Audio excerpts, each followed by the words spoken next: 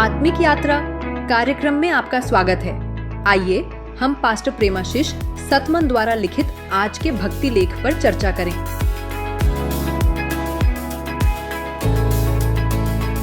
Praise the Lord. Praise the Lord. आज हम pastor प्रेमाशीष सतमन के एक बहुत ही जरूरी लेख पर बात कर रहे हैं।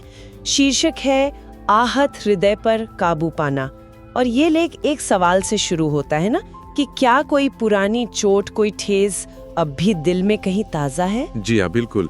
और ये सवाल बहुत अहम है। तो आज हम यही समझने की कोशिश करेंगे कि ये ठेस या चोट दिल में अपनी जगह कैसे बनाती है, और फिर इस लेख के अनुसार इससे बाहर कैसे निकला जा सकता है। Okay, let's unpack this. देखिए, लेख इसे एक मूक दुश्मन कहता है। मूक दुश्मन? हाँ, मतलब ये जो ठेस है, ये चुपचाप असर करती है, पता भी नहीं चलता।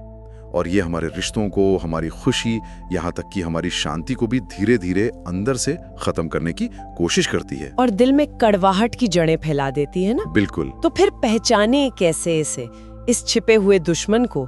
लेख कुछ संकेत बताता है। हाँ, पहला बड़ा संकेत लेख के मुताबिक तब होता है जब हमारी भावनाएं, मतलब हमारी फीलिंग्स, वो सच्चाई पर हावी हो जाती हैं। अच्छा, कैसे?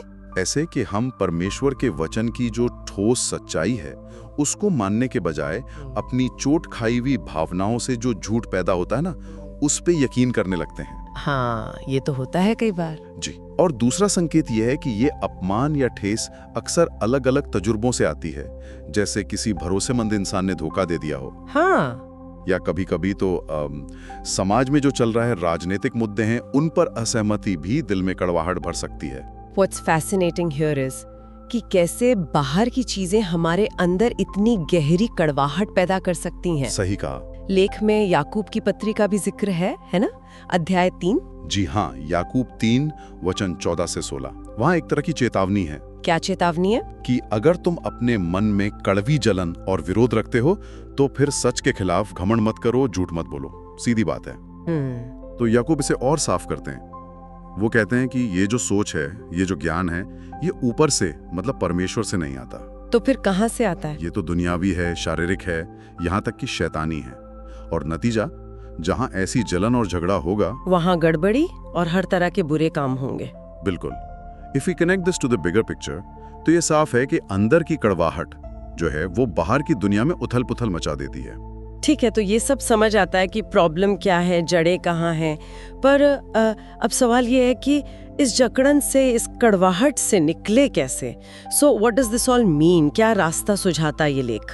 देखिए, लेखा जो सार है वो ये है कि हमें चुनाव करना होगा। चुनाव? हाँ, बेहोश होकर, जानबूझकर प्रेम और शांति को चुनना होगा। अपने रिश्तों में, परमेश्वर के साथ और दूसरों के साथ भी। ये अपने आप नहीं होगा। सुनने में तो ठीक लगता है, पर असलियत में करना मुश्किल हो सकता है। कैसे करें इसे? लेख कुछ ठोस कदम बताता है। पहला, और ये शायद सुनने में सबसे मुश्किल लगे, क्या? जिन्होंने हमें चोट पहुंचाई है उनके लिए प्रार्थना करना। प्रार्थना?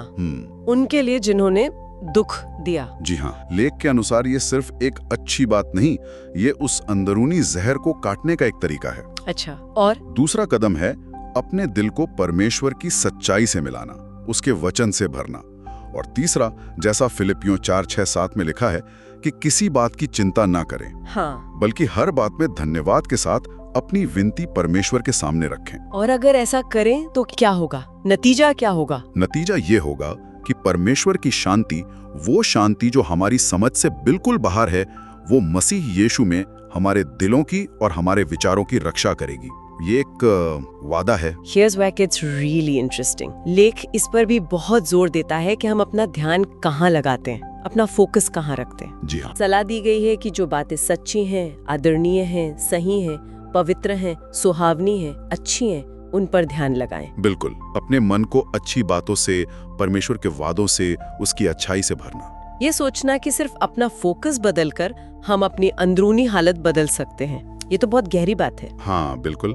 तो संक्षेप में कहें तो लेख का संदेश यही है, चोट को पकड़कर मत बैठो, उसे जाने दो, प्रेम और सच्चाई को चुनो और अपना ध्यान परमेश्वर की अच्छाई पर रखो। और ऐसा करने से ही हम वो भरपूर जीवन जी सकते हैं जो परमेश्वर ने हमारे लिए चाहा है। जी, this raises an important question कि हम इसे अपनी रोजमर्रा की जिंदगी में, अपनी भाग दौड़ में कैसे लागू करें।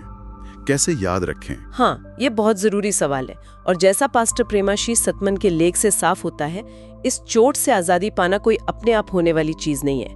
ये एक सक्रिय चुनाव है, एक फैसला है। बिल्कुल, एक फैसला। लेख के आखिर में जो प्रार्थना दी गई है वो भी इसी तरफ इशारा करती है। हर चोट को छोड़ने का चुनाव करना और परमेश्वर की शांति को अपने दिल की हिफाजत करने देने का फैसला करना। ये सोचने लायक बात है कि सिर्फ ये एक चुनाव, ये एक फैसला हमारी जिंदगी में कितना बड़ा बदलाव ला सकता है। सही कहा। Praise the Lord. Praise the Lord. आज आत्मिक यात्रा कार्यक्रम को सुनने के लिए धन्यवाद, जहां हम हर दिन परमेश्वर के वचन पर चर्चा करते हैं। अगर आज का कार्यक्रम आपके लिए आशीषकारी रहा हो तो इसे अपने परिवार और मित्रों के व्हाट्सएप ग्रुप में जरूर साझा करें। कल फिर मिलेंगे। धन्यवाद।